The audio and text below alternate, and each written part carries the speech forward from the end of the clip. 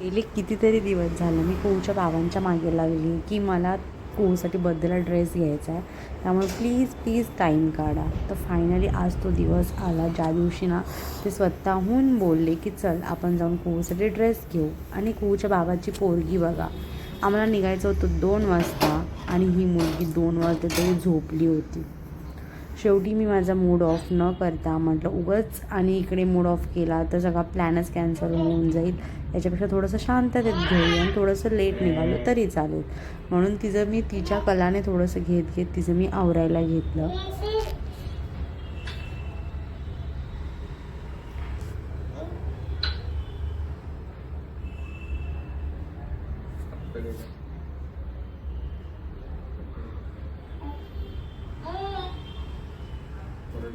आणि ही जेव्हा तिच्या बापाकडे असते ना तेव्हा ना तिला मी अजिबात नको असते. मला असं मारणं ओरडणं तिचं चालू असतं. नंतर रिक्षा करून आम्ही स्टेशनकडे पोहोचलो होतो.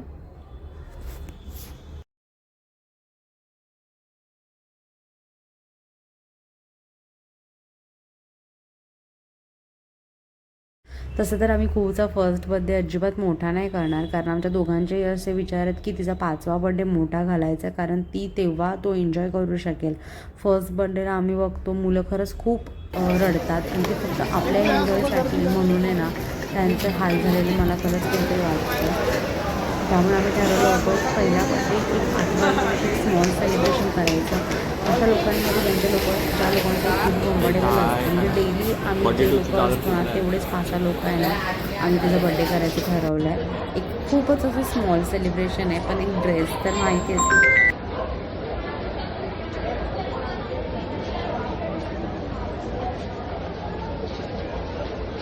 हो हो.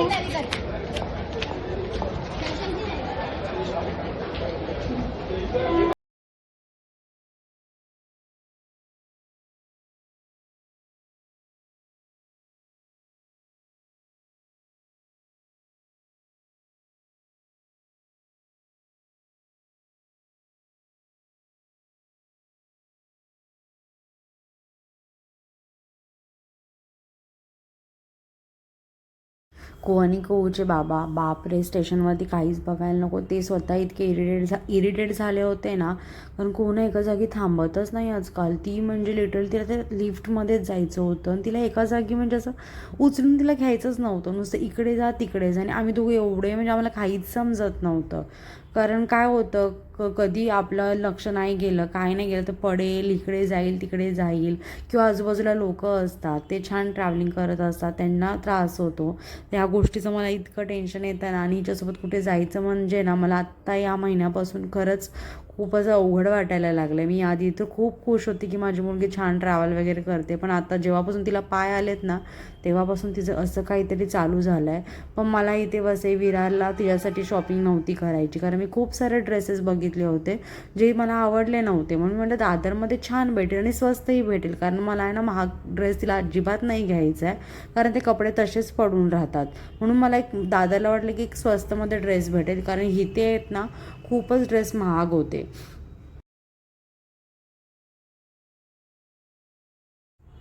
हिच्यासोबत कसं कसं खेळत आहे ना आम्ही दादरपर्यंत हिला घेऊन गेलो. हिला ते डॉगी दाखव, कुठे टॉमी दाखव, काही ना काहीतरी दाखवत आहे ना. मला असं झालं होतं कधी एकदाशी मी दादरपर्यंत पोहोचते आणि ट्रॅव्हलिंगमध्ये झोपते काही काही वेळा, पण ही आज आहे ना अजिबात झोपली नव्हती. ती नंतर एक तिला आजोबा समोर भेटले जे तिला एंटरटेन करत होते, तिच्याकडे बघून थोडेसे हसले, थोडंसं तिच्यासोबत खेळले. तर ही मॅडम मग त्यांच्यासोबत छान अशी बसली होती.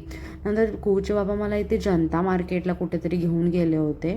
तिथे आम्ही कुहूचे डेलीचे कपडे घेतले आणि तिचा ड्रेस बघायला आम्ही दुसरीकडे गेलो, जिथे हा ड्रेस मला आवडलेला पण आम्ही तो ड्रेस नाही घेतला. कुहूच्या बाबांना आवडतो तो ड्रेस घेतला.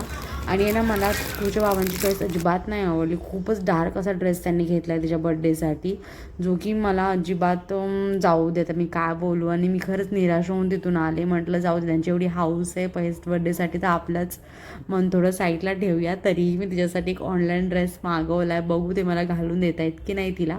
रात्री आल्यानंतर बायकांचं ठरलेलंच आहे. मी तर आलेल्या आधी शॉपिंग बघते मी काय काय घेतलं आणि खूसाठी एवढे सगळे कपडे आहेत ना, मी जनता मार्केटमधून घेतले होते आणि ते मार्केट खरंच खूप छान आहे, जिथे मी फर्स्ट टाईम गेले होते. हा तर ड्रेस मला जवळपास 120 का 180 असं काहीतरी पडला.